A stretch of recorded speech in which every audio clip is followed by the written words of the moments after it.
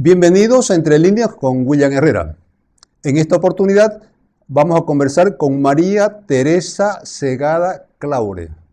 María Teresa es socióloga y es una cientista social, es una académica, ha hecho investigaciones, publicaciones, permanentemente le está tomando el pulso al quehacer nacional. ¿De qué vamos a hablar?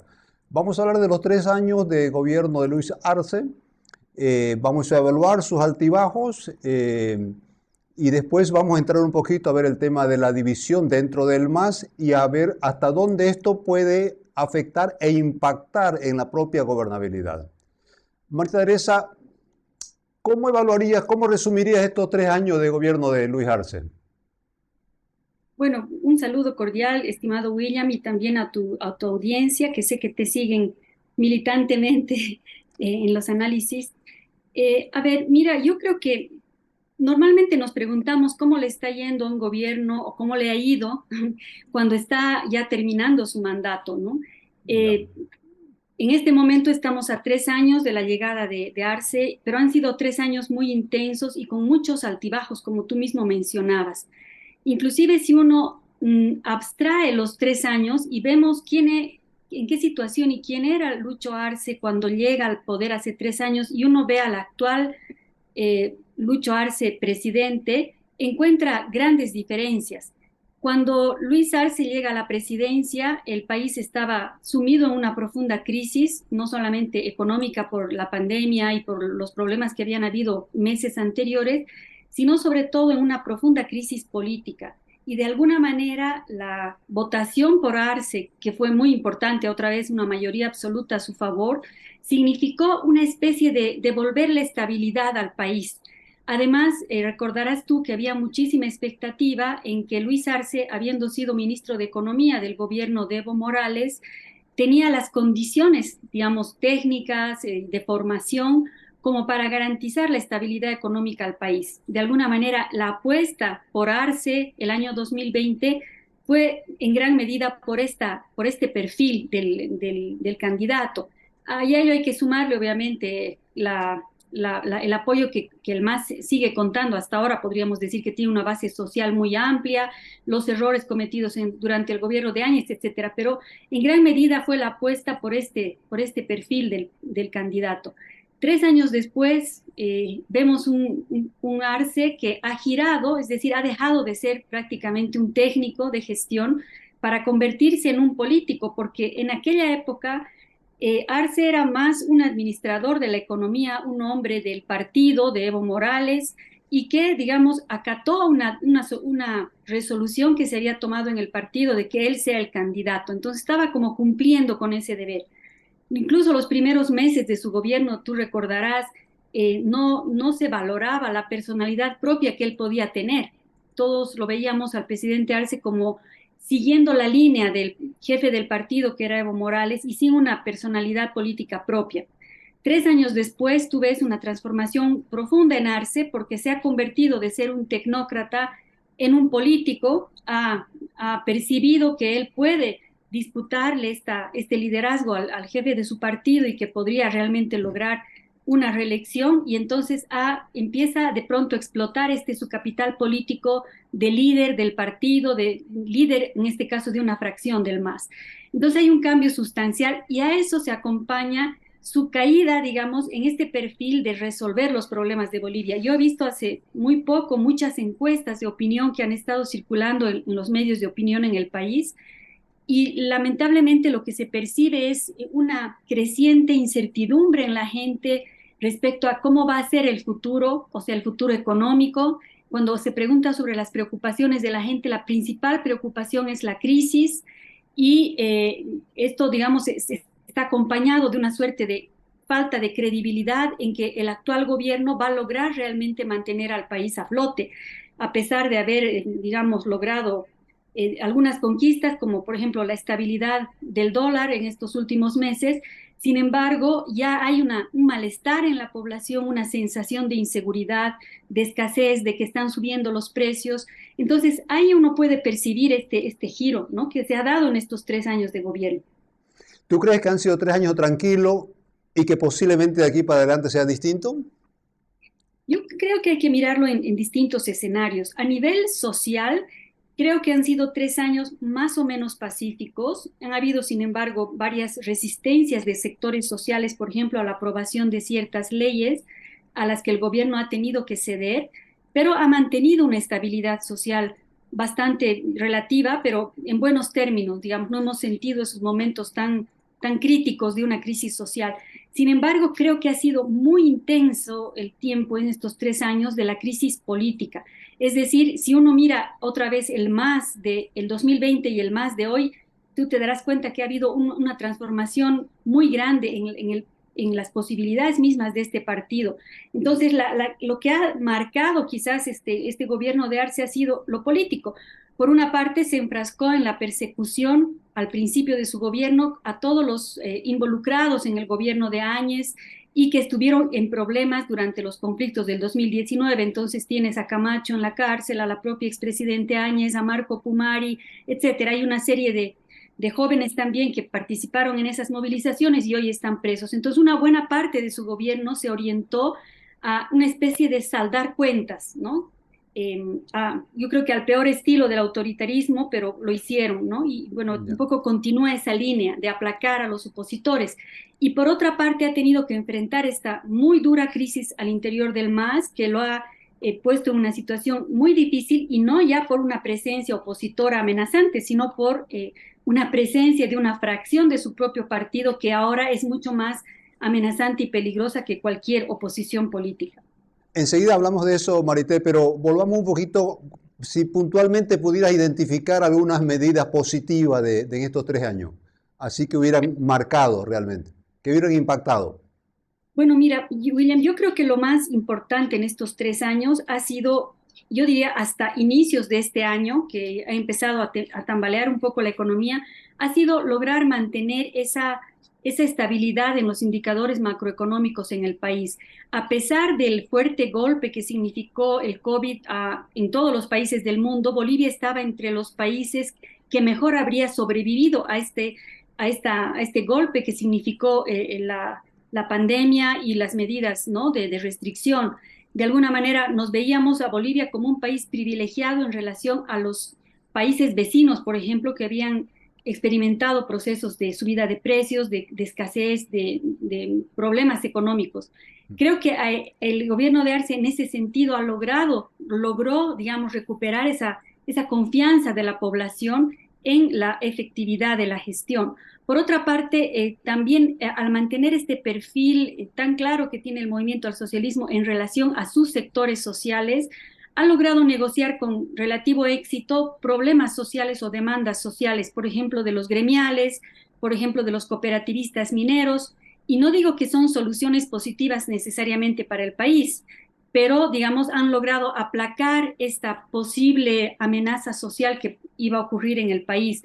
Ahora, como te digo, no es probablemente lo mejor para el país, pero han negociado eficazmente con estos sectores y otros eh, una suerte de estabilidad en términos sociales. Creo que eso, digamos, se ha mantenido, no ha habido grandes descalabros en el país.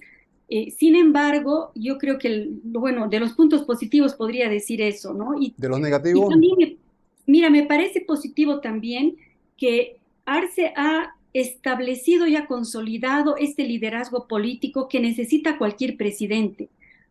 Y eso se empezó a ver ya después de un año de gestión, cuando él se niega, por ejemplo, a cambiar ministros, se niega a acatar ciertas disposiciones político-partidarias y pone por encima la gestión de gobierno y pone por encima su decisión de trabajar por el país y no entrar en el ámbito político. Él se ha abstenido mucho tiempo incluso hasta ahora, trata de no involucrarse en los problemas políticos que hay, ¿no? Eso. Lo negativo, creo que se han agravado los indicadores de corrupción en el país.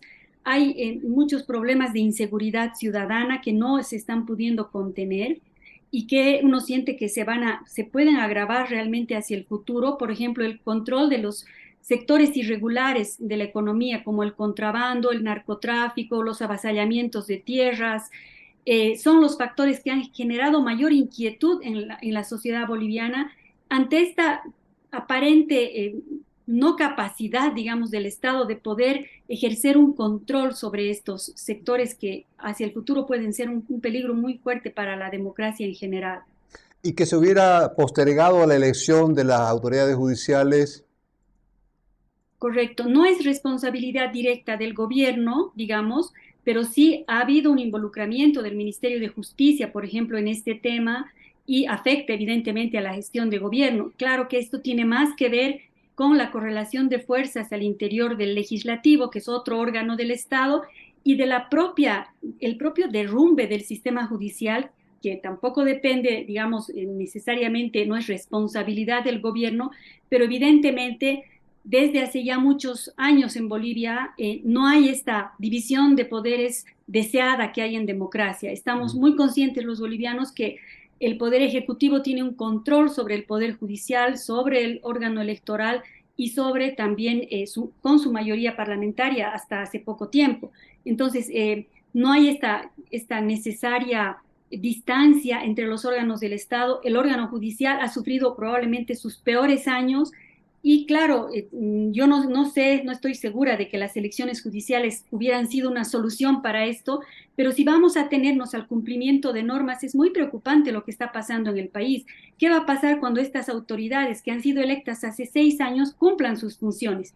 ¿Van a continuar de manera ilegal como autoridades? ¿Nos vamos a quedar acéfalos en los cargos jerárquicos del órgano judicial? ¿Qué responsabilidad política hay también en esto? Porque si no se ha logrado una reforma, si no se ha logrado negociar una forma de elección de magistrados más transparente, ha sido también por los problemas políticos internos que han habido dentro del movimiento al socialismo. Entonces, hay una corresponsabilidad, aunque son órganos que deberían tener una administración independiente. Sin embargo, Bolivia es un país presidencialista donde no se hace nada sin el visto bueno del presidente. Exactamente, y con la mayoría parlamentaria que ostentaba el MAS, evidentemente tampoco el legislativo era un órgano capaz ni siquiera de ejercer funciones de fiscalización. Fíjate tú que uno de sus ministros ha sido censurado y sin embargo el presidente no Lo lo ha ha cambiado, ratificado. que eso es lo que corresponde. Entonces ahí es una pequeña señal clara de esto que tú dices, ¿no? Un ejercicio casi arbitrario del presidencialismo que bueno, no es tampoco nuevo, lo hemos tenido desde la llegada del MAS, el 2006, ¿no? Ya se empezó a construir este poder muy fuerte alrededor del presidente jefe partidario. Tú, a propósito de todo esto, Marité, ¿crees que avanza la deriva autoritaria del gobierno? Mira, hay una cosa que es muy interesante que se está discutiendo en toda América Latina en realidad, cómo se están transformando las democracias que tienen estas características, ¿no? De participación, de división de poderes, de transparencia, de acato a la ley. Eso es la democracia, en el fondo, tener reglas claras, que todos las cumplan. Pero hay una preocupación generalizada de cómo dentro de los marcos de gobiernos entre comillas, democráticos, porque son elegidos a través de procesos electorales, como una vez en el ejercicio del poder van asumiendo perfiles autoritarios, de imponer normas, de arrasar con mayorías parlamentarias, de tener conductas arbitrarias. Y bueno, creo que en el caso de Bolivia esto no es una excepción, ¿no? Hay varios temas relacionados con la democracia que no están siendo perfectamente acatados por el poder público, por ejemplo, el respeto a los derechos humanos, el respeto a las minorías. Acuérdate tú, William, esa marcha indígena que hubo el año 2021 justamente a la ciudad de Santa Cruz y fueron los sectores de tierras bajas totalmente desatendidos por el gobierno, ¿no? Y uno se pregunta, es como los sectores indígenas han sido en términos discursivos una prioridad del gobierno del MAS, sin embargo los han dejado sin atender a sus peticiones y en el abandono total a pueblos indígenas movilizados. Entonces son contradicciones que se han empezado a percibir en esta gestión de gobierno. Ya. Marité, volvamos al tema del MAS. ¿Hasta dónde crees que afecta esta división que creo que es real, por lo menos yo creo que es real, y ahora se ha puesto mucho más de manifiesto después de lo que ha sacado el Tribunal Supremo Electoral de anular el Congreso de la OCAeñe, y por supuesto se va a activar seguramente las determinaciones del Cabildo de la Ciudad del Alto? ¿Hasta dónde esto puede llegar a afectar a la gobernabilidad? Bueno, ya estamos viendo que está afectando muchísimo a la gobernabilidad.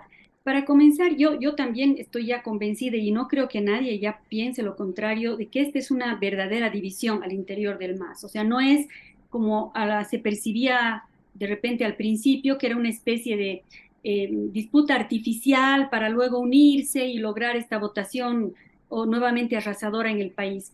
Claramente ya se tocan aspectos esenciales, no solo de tipo personal en esta disputa entre fracciones, que tocan incluso a la familia del presidente del Estado o en su caso a vidas privadas de diputados, senadores, etcétera. Entonces ya se tocó aspectos personales, no se está cumpliendo con esa lealtad partidaria, digamos, y por otra parte, creo que lo más grave es que esta disputa que parece entre dos líderes solamente por la posible candidatura del 2025, en realidad la estamos viendo ya que ha trascendido al ámbito parlamentario. En este momento, has visto tú cómo se ha cerrado esta legislatura sin la aprobación del presupuesto general y con muchas leyes que no se han podido avanzar debido a que no ha habido este bloque, digamos, que antes era el que se encargaba de aprobar las leyes sin consultar a nadie.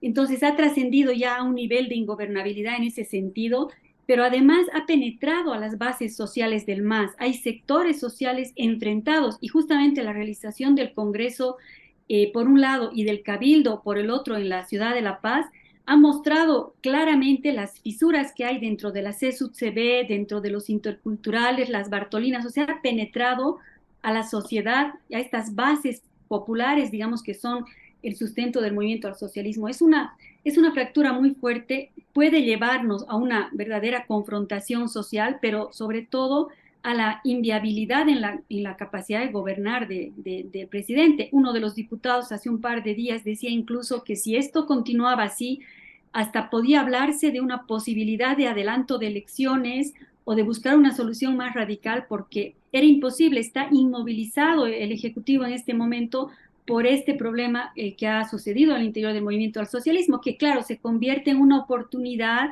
para los opositores que nunca han podido tener voz en la Asamblea Legislativa y que de pronto se alían con una u otra fracción del MAS y pueden tener algún peso en las decisiones. A propósito de eso, ¿por dónde crees que va a ir la oposición democrática, creemos, comunidad ciudadana? ¿Con quién podría eventualmente, digamos, una mejor seducción, para decirlo de alguna manera coloquialmente? ¿Ves alguna alianza de Evo con Carlos Mesa o a la inversa, Luis Arce con Carlos Mesa? ¿Cómo va a terminar esto? Porque seamos, yo veo que ya la hegemonía que tenía el MAS ya no va más. La hegemonía que ha tenido hasta ahora y por lo tanto nunca se habló de un pacto al interior del PAS, nunca necesitó de ningún pacto. Tuvo la mayoría absoluta y pudo gobernar, digamos, con absoluta libertad, entre comillas. De pronto para mí eso ha terminado, no sé cuál es tu percepción.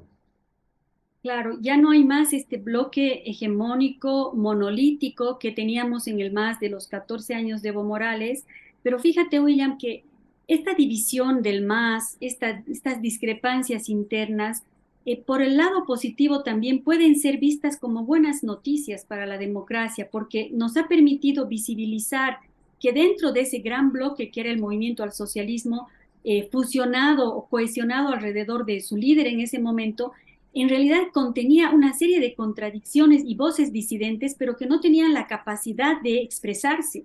La crisis del 2019 ha permitido a esas voces discrepantes que cuestionaban la manera de administrar el poder, la conducción política, expresarse y generar sus propias opciones políticas. De ahí salió, por ejemplo, Eva Copa o salieron algunas autoridades disidentes de Evo Morales que han sido electas en distintos lugares del país en las elecciones subnacionales, que eso ya es una buena noticia, digamos, en términos de democracia, ¿no? No estar sometidos Es al poder saludable de un para la grupo. democracia, por supuesto. Exactamente, es muy saludable, pero también hay el riesgo, ¿no es cierto?, de esto que están viviendo los países vecinos, ¿no? De una inviabilidad propia, digamos, de las organizaciones políticas de poder, de alguna manera, constituirse en una fuerza importante que dispute el poder al otro, que es lo que un poco está pasando en la oposición.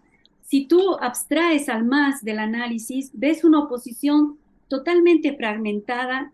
Estamos a menos de un año de que se presenten propuestas políticas al país, porque es posible que, de acuerdo a un seguimiento en borrador que se puede hacer del cronograma electoral, las elecciones deberían realizarse entre julio y agosto del 2024. La pregunta importante es, ¿van a poder habilitarse como opciones alternativas o vamos a seguir con las viejas opciones que teníamos en las elecciones 19 y 20?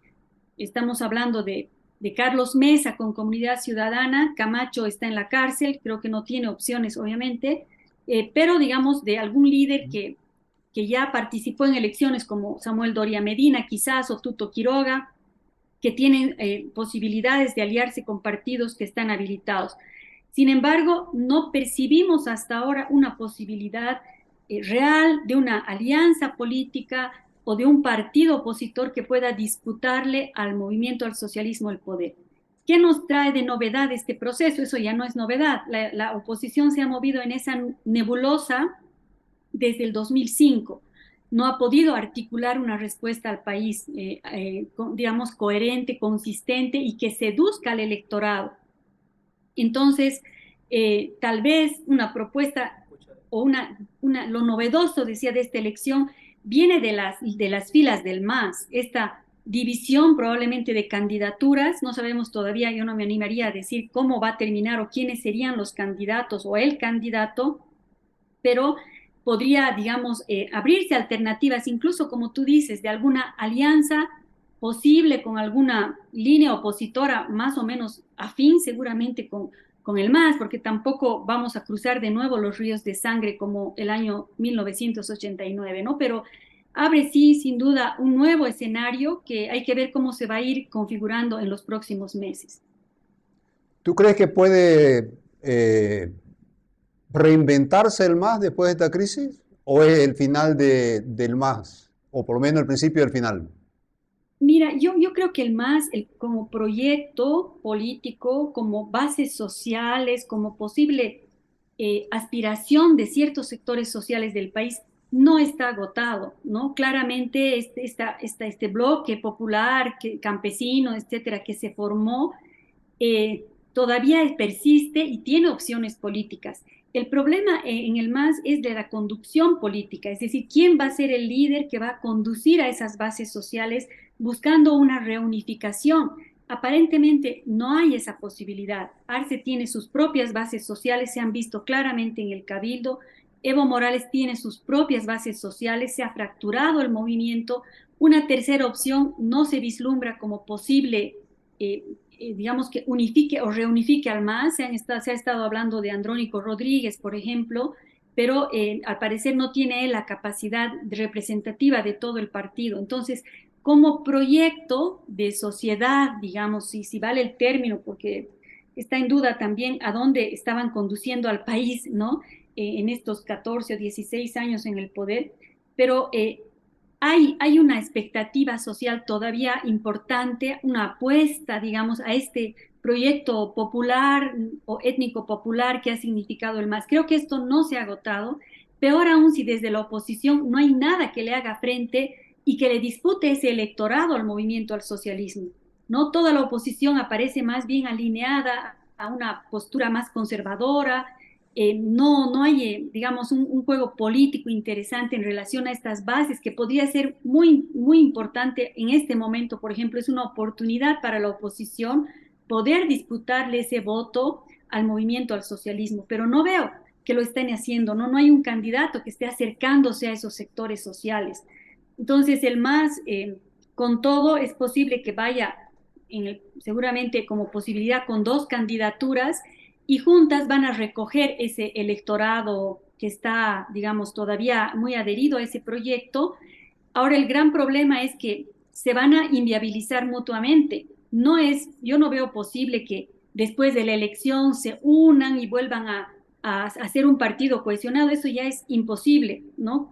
Lo que puede pasar más bien es que lleguen con mayorías estos bloques y se inviabilicen mutuamente en la gestión gubernamental, exactamente como ya lo están haciendo en este momento con el presidente Arce. ¿Tú crees, María Teresa, que Evo es capaz de salir a las calles y cuál sería en ese caso la respuesta de Luis Arce? Es muy complicado lo que ha sucedido. Yo creo que el sector revista no esperaba esta decisión del Tribunal Electoral. De hecho, ya han hecho conocer sus protestas y su rechazo y la insistencia legal que van a hacer en revisar esta disposición o esta decisión. Y yo creo que están dispuestos a todo, porque sucede que si hay un retroceso, digamos que definitivamente no se reconoce el Congreso, tampoco se reconoce la nueva dirección del MAS y estaría pendiente, como ha dicho el propio tribunal, la realización de un próximo Congreso en los próximos 6 meses. Y esto significaría un escenario exactamente igual al que hemos vivido hace un mes. Por un lado, un sector que quiera hacer un congreso para afianzar de nuevo la candidatura de Morales y por otro, lo que está sucediendo, ¿no? Que rechace y más bien busquen la candidatura de Arce. Lo que pasa es que la sigla del MAS es un bien, es un capital simbólico muy fuerte, ¿no? No es lo mismo que cualquiera de ellos decida fundar otra sigla o adherirse a cualquiera de los partidos ya existentes. No va a tener el efecto político que haya acumulado el MAS como elemento simbólico en estos 16 años o 17 años en el poder. Entonces hay una disputa por la sigla política, por el liderazgo. Yo no diría que es una disputa siquiera, William, y esto es también lamentable porque ni a ese nivel estamos actuando de manera democrática, ni siquiera hay una disputa ideológica entre los dos bloques, ¿no? No se están... no están discutiendo, deliberando proyectos de país distintos, que sería interesante, hasta podría hacerse un acuerdo. En este caso no es el problema ideológico, son problemas personales los que han llevado a esta división. Entonces hay más bien esta posibilidad de que tal vez algún partido opositor se pueda aliar con una de las fracciones. No lo veo muy posible porque el capital simbólico también, para usar el mismo término de la oposición, es el antimasismo. Entonces sería visto como una traición que Carlos Mesa, por ejemplo, se adhiera a una de las fracciones del MAS, o sea, no sería seguramente bien visto por la ciudadanía. Entonces, no creo esto, pero bueno, todo es posible, como dicen en política, pero en principio ya no tendríamos este sistema de partido predominante o hegemónico que hemos tenido en estas últimas gestiones. Tendríamos probablemente un sistema más pluripartidista con estas distintas identidades que vayan a surgir desde dentro de las filas del MAS, ¿no?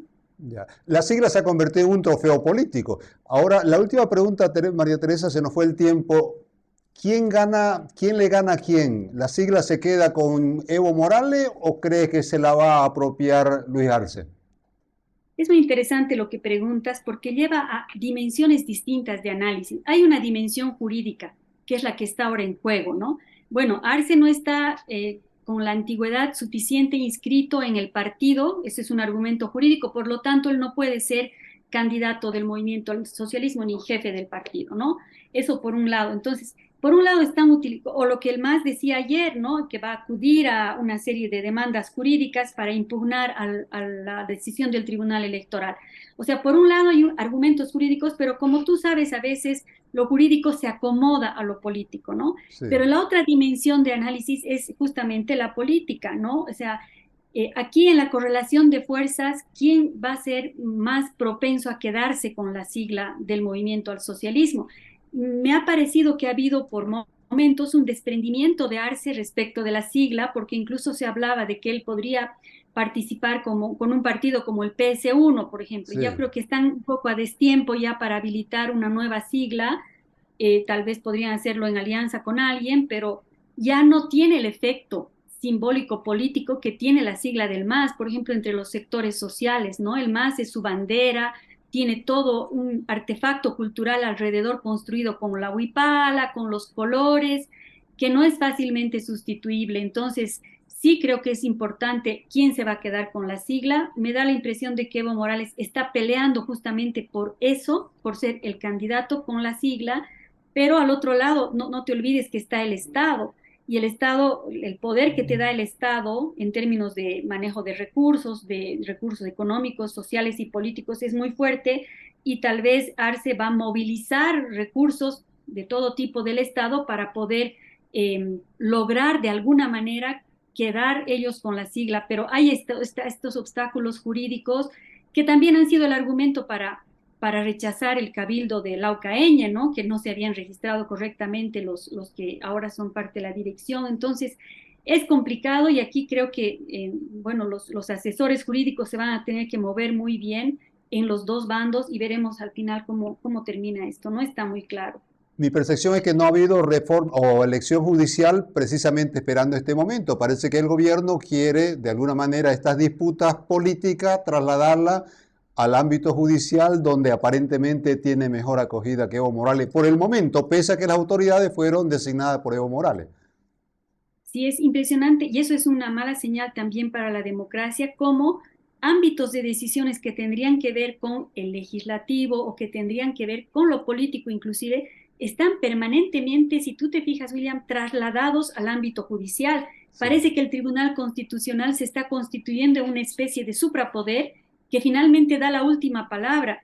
Y esto es muy peligroso porque, como tú dices, son órganos copados por sectores políticos y entonces van a actuar de acuerdo un poco a los intereses o a la presión más fuerte de uno u otro sector y no va a ser una decisión racional como se esperaría de una entidad como es un tribunal constitucional.